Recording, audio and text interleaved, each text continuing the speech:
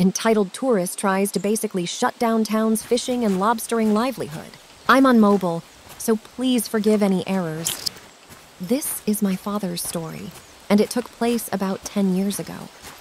My father works in an industry that is involved in building, but he isn't a contractor. I'm not going to specify because he would be too easy to find. He was out at a new site in a small town on the Maine coast. The town is a typical, small fishing and lobstering village. It is also a well-known destination for tourists. The town survives on fishing and lobstering all year around and tourism during the summer. While he was working, a woman wandered over from her very large, very expensive house next door to say hello. They got to chatting, and the woman, entitled Tourist E.T., who only lives in Maine 3 months out of the year, started complaining to my dad about the fishing and lobstering boats starting up at 4 a.m. every morning and going by her house and waking her up. Most of these boats have old diesel engines, and they are loud. She informs my father that she has complained to the town clerk about the noise and wants to ban fishermen and lobstermen from starting their motors before 8 a.m. Needless to say, this didn't set well with my father. But being a polite and considerate man, he told her that these men and women often go far out to sea to pull their traps, and so they have to get up very early. Some also have secondary afternoon jobs, so going out early is their best option. This is their livelihood, and going out later would negatively impact the local economy. She was miffed and told my father that not only was she going to propose the ban at the next town meeting, but she had the money to ensure the ban would be enacted. My father chuckled and shook his head, told her it was a waste of time. Her reply, "We will just see about that." Obviously, the ban was never enacted, and she sold her house summer home a couple years later. I'm told she was fairly well hated in the area because of her complete disregard of the town's main livelihood. And apparently after this incident, certain fishermen and lobstermen would gun their engines hard past her house early in the morning. She really thought her sleep was more important than an entire town's livelihood. Story 2. Apparently not being single is rude. I'm not 100% sure this fits here, so I understand if the mods rule that it doesn't. To me, this guy's behavior was pretty damn entitled, but it was also generally weird and frankly, incelish. I'm 32 yo, but thanks to a genetic disorder called Ehlers-Danlos syndrome, I'm typically mistaken for being much younger, sometimes as young as 15, 18 yo, depending on what I'm wearing. I also dress in a very goth punk style and have dealt with an alarming number of creepy grown-ass men who assume I'm a naive and exploitable teenager. While I can't know for sure how old the man in this story thought I was, we can probably assume young. I was walking through my local mall on my way to get some groceries when this guy came up behind me and tapped me on the shoulder. 'Cause that's a great idea in the middle of a global pandemic. I turned around to see a balding white guy with a legit neckbeard, wearing an Evangelion hoodie. He looked to be in his 30s, and with an altogether uncomfortably enthusiastic grin and a flourish of his hand, he said, "I'm sorry to bother you, but I just had to ask, are you single?" Having already dealt with a Karen not 20 min earlier, happy to also share that story if folks are interested, I was in no mood to deal with this guy, and with a completely deadpan expression, I simply said, "No." Not rude or even brusque, just neutral. There was an awkward silence, during which his enthusiasm vanished and a scowl replaced it. He huffed and literally shouted, "Well, there's no need to be such a fucking bitch," and stormed off barking about how rude and ungrateful I was and how women are all the same. Story 3. Karen tries to steal solar panel and her son assaults me. You know, I've been lucky with not encountering Karens up until recently. Honestly, I thought the internet over-exaggerated about these crazy entitled people. I came to the sad truth these people do exist, and my faith in humanity dropped just a tad more. And just a little more as I'm typing this, coming to the realization these people are raising the next generation. Anyways, I work in the solar industry, mainly residential, as a service technician. Whenever something goes wrong with a solar PV system, I'm the guy they send out to fix it. I've been doing this long enough to have the knowledge and skill to complete an entire installation by myself. With roof pitch and module count within reason, that is. Anyways, I went out with one of the crews for an installation as they were short a few guys. So myself and 2 of the other technicians I work with volunteered to help them out. Seemed like a pretty standard job.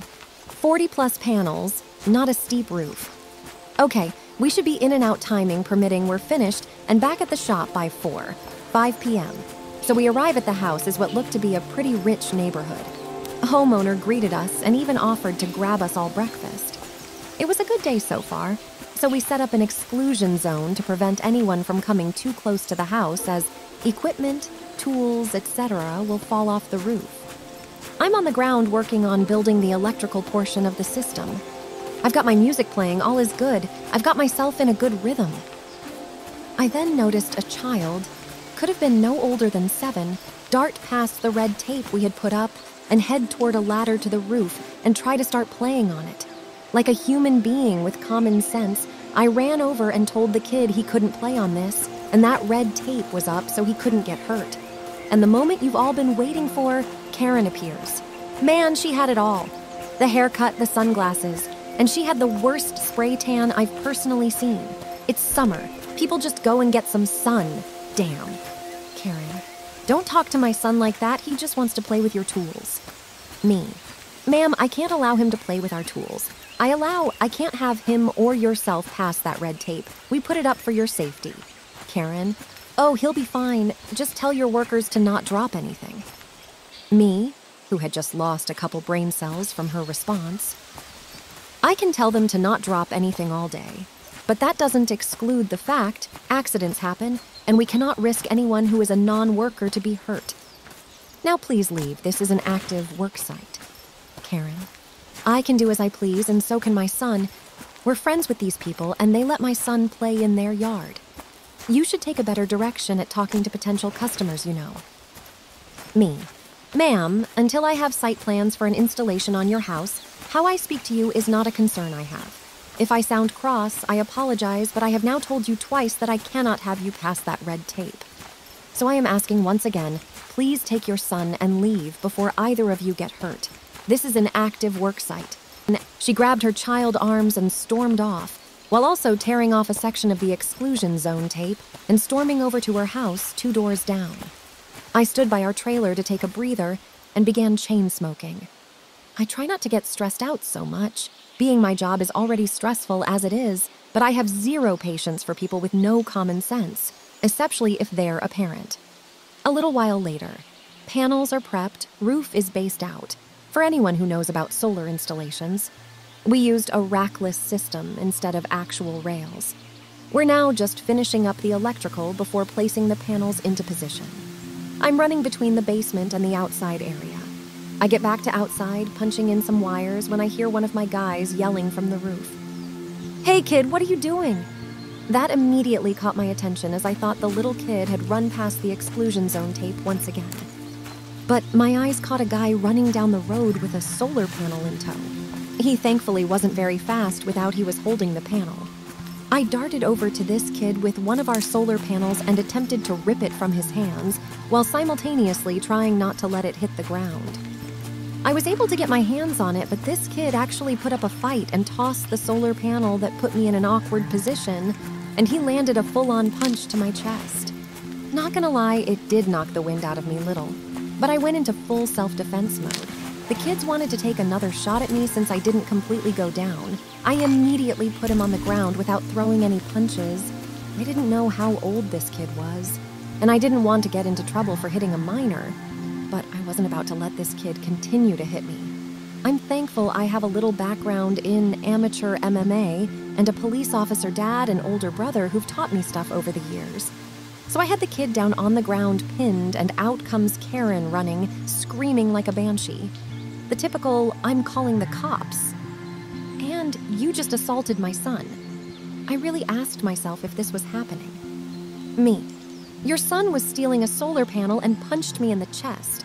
I had to defend myself. Karen. I told him to grab the solar panel. My neighbor said I could take one and try it out and see how I like it. At this point, my guys are at my aid, and I tell them to call the cops and keep Karen away from me. As we wait for the cops to show up, this orange-skinned lunatic is ranting how she's going to sue all of us and blah, blah, blah. The cops arrived about 10 minutes later. I removed myself from the kid, and the cops split us all up to take our statements and such. Karen went with her story about how her neighbor said she could borrow a solar panel and try it out. Now, even if he did say that, which he didn't, you can't just let someone take a solar panel because they still belong to the company. Most people who buy solar finance the panels and pay them off over the course of the next couple years. Works a lot like financing a car. It gets to the point where the cops ask if I want to press charges for the assault. The guy whose house we were installing had a security camera system and caught the incident all on tape, so I gladly say yes. No idea when the court proceedings are going to be taking place. I honestly just want this over and done with.